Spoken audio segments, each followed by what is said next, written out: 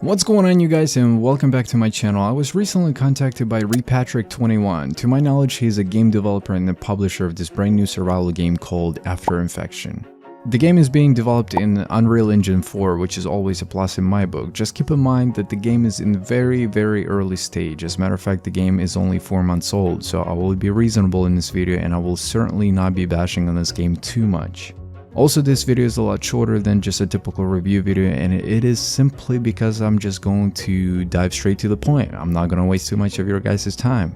This video's sole purpose is to help you decide whether it is something you might want to invest yourself into as far as potential feature, or just simply move on. Especially if you recently came across this game and you would like to hear more about it just at its current state, then this video is certainly for you. Right from the start, I'd like to thank Patrick for sending me a free copy of this game and allowing me to test things and see what this game is all about. If you guys find this game interesting and you would like to check it out for yourself, I will certainly have a link down below as well. I will be giving away 3 copies of it. All you have to do is subscribe, comment down below your all-time favorite survival game, and I will choose winners randomly within a week of posting this video, possibly. So just stay tuned for that. Anyways, without further ado, let's just dive straight into this. Afterinfection combines the most simplistic core elements of just a typical survival game. You have your hunger, thirst, stamina, and your health bar. Instead of focusing on zombies as your main threat, the game is doing a pretty decent job of letting you know that the zombies are not your main concern. In fact, it's the player next door that you really need to be worried about. From the start, you get to briefly customize your character, and it's not very detailed, it's just simple, and then you'll be thrown into its little world. The map size is okay, it's not too big, but it's not very small either,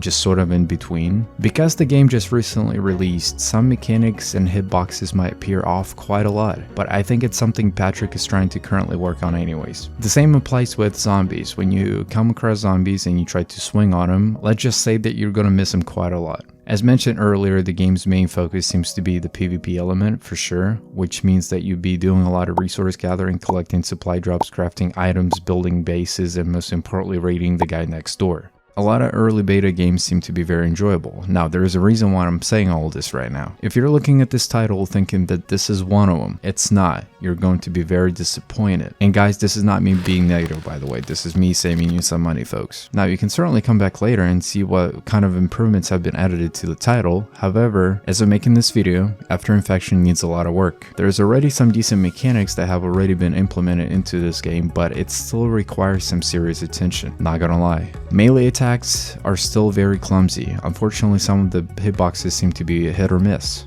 When you're collecting wood and your axe gets broken, it doesn't seem to be an issue either. Instead of instantly repairing your axe, you can just keep going about your business and just ignore that big red text box that appears to be on your screen. The most recent update has been dedicated more towards fixing the hitbox issues. However, as I mentioned earlier, it still feels very clumsy. They also added in more drinking zones throughout the map, as well as fixed some of the server lags issues, which is always a good thing. As far as popularity of this game goes, as you can imagine, it's very quiet. The most players I've ever seen on the server was like 2, which is understanding considering that the game has only been around for 4 months. The potential is there, it really is. It will certainly take one hell of a development team to pull this through and make it possible, but it will certainly require some serious work. On the bright note, when games release this early, they will always feel like this. It's what you do with this as time goes on that's what matters. I mean, look at Scum, you guys. They've come a long way, and look at them now. And same applies with these guys. Just give them more time. Don't expect anything out of them as of right now. I personally would advise you to stay back and give it more time, because you might feel very disappointed if you just buy it. But then who knows, you might come back 5-6 months from the making of this video and the game will feel completely different. The game wouldn't even feel the same. However, if you're watching this video and it's been about a week or 2, I suggest that you stay back